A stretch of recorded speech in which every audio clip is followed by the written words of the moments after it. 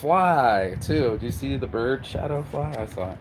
Well, anyway, it's your morning marijuana motivation time. I'm your host with the Moses Marquis saying I love my life. And every morning I get up and I am blessed to be up, and you are blessed to be up too. This morning is quite chilly, but I didn't call to talk about the weather. I came to talk about me, right? And how I stay focused on me. Now it's cold outside, but I'm stay inside to get this morning marijuana motivation. The reason I say this is there's so many people that I know that can't wait to jump on the drama train of someone else. And I know a lot of people don't know what I'm talking about with this, but this is how it works, right? Your boy Saint, when I'm doing the thing, right? I'm doing my own thing. I'm into my own passions.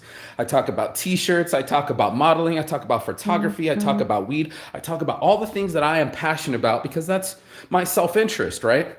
And all of us have some sort of self-interest. We have something that motivates us, is our passion, and drives us for a certain reason.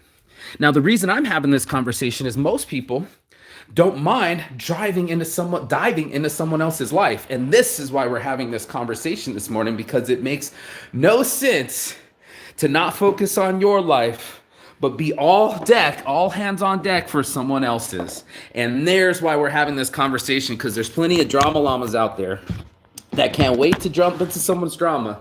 What'd she say? What'd he do? Instead of focusing on themselves. This is a stay in your own lane morning marijuana motivation, but it's not that we can't help the homeless or listen to our friends, but it's cathartic for us to pretend like, telling someone all about our problems and venting and ranting does not put the fire out. And over here, player, here in Las Vegas, over here at Saints Addiction, LBOGs, we handle our stuff. And it's not that you're supposed to be all alone on your own island. No, I mean, I'm handling my stuff, man. Getting a tax lady so I could get my taxes done. Just finished that, getting up all in the morning. Making all my phone calls. My phone's been blowing up 5 times this morning. I'm that busy. Working on me.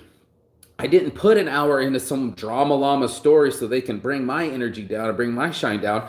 Not that I don't want to hear it, because I don't want to hear it. And not because I'm not empathetic, because I am empathetic. I'm talking about drama llamas. I'm talking about cry on my shoulder, always bring your mood down, add nothing to your mood, and then they just put a pile of shit in front of your doorstep, light it on fire, and now you're stomping in their shit, trying to put out their fire when it's their own decisions that got them there. And I know that's going to sound harsh, like towards the homeless people. This is not the angle that I'm talking about.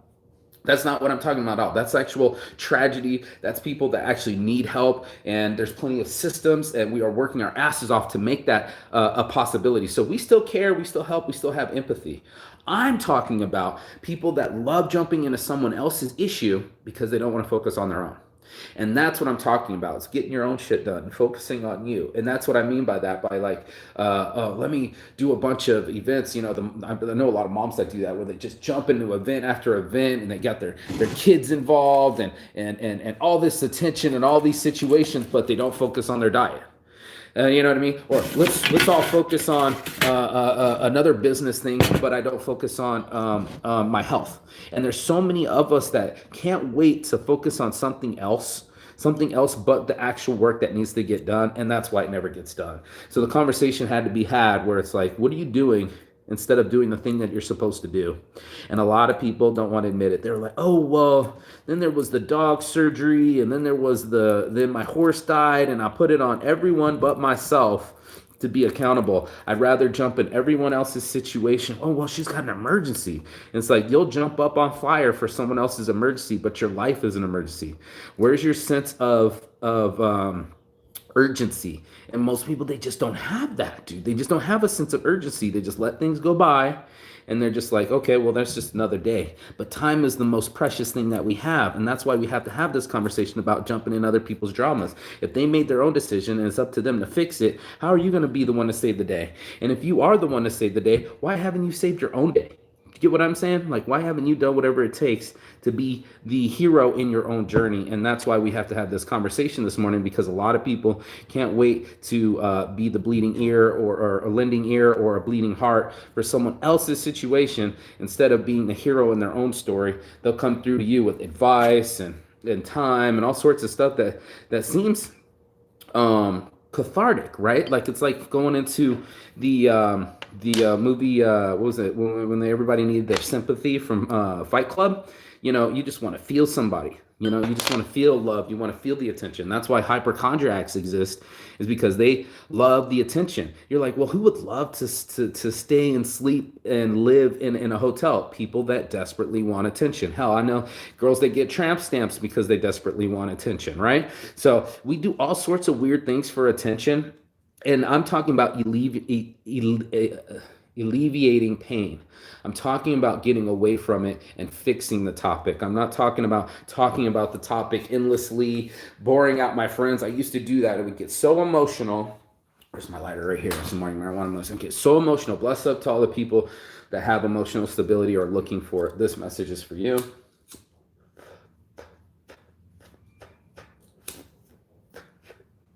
I would get so emotional and in my own head that I would waste everyone else's time. So my poor friends would have to answer because they're my friends. And then I would bitch them out. Oh, you can't believe I didn't get over something. So my way of getting over it was to call them and bleed on them and leak on them. Oh, you won't believe what they did, and da da da da da, and all things out of my control, and I need to complain because I'm addicted to complaining, and let me bleed on you and put negativity on you, and then you're my friend, right? So nothing got solved, and I wasted an hour of your time, but I'm just being, what do they call it, farting in the wind?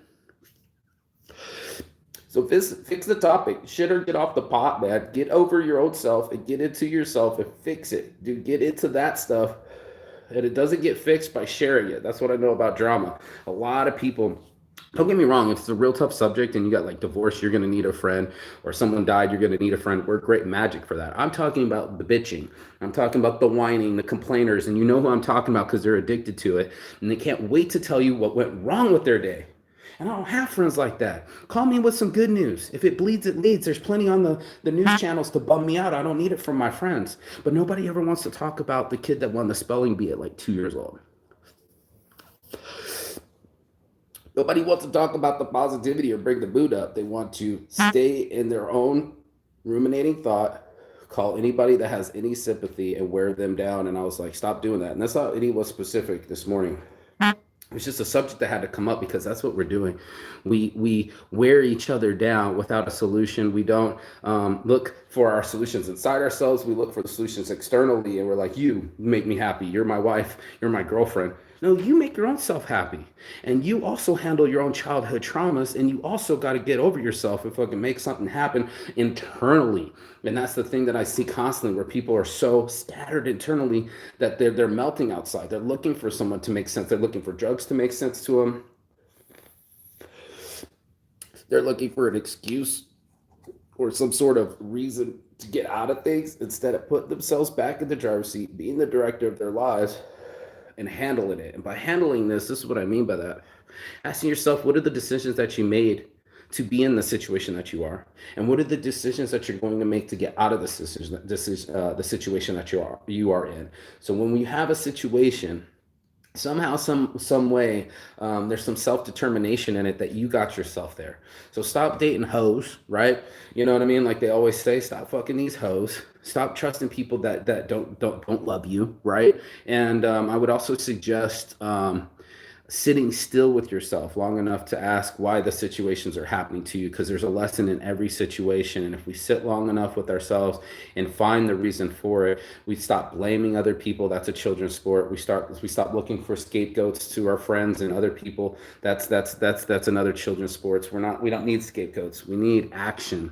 And the faster that you put in some real action towards yourself is the faster you get out of that situation. And I know people that just keep on talking. They don't want to do action. They just want to do expression. They just want to do emotional spillage. I call it verbal vomit, and just throw up all over everybody. And you're like, did you even finish your food? That's your morning marijuana motivation. On my heart from the start, your boy Marky Saints Addiction. This is the LBOG at the Las Vegas Original. If you got anything out of this, smash the subscribe button. Hit that like, subscribe, share it with a friend that needs it, because there's people that like to complain and put it on everybody. They're just wasting time instead of putting action and fixing the topic in the original place. Morning marijuana motivation. Stay blessed. Peace and love. And as always, Chigathon. That means goodbye but not forever. And I'll see you on the other side.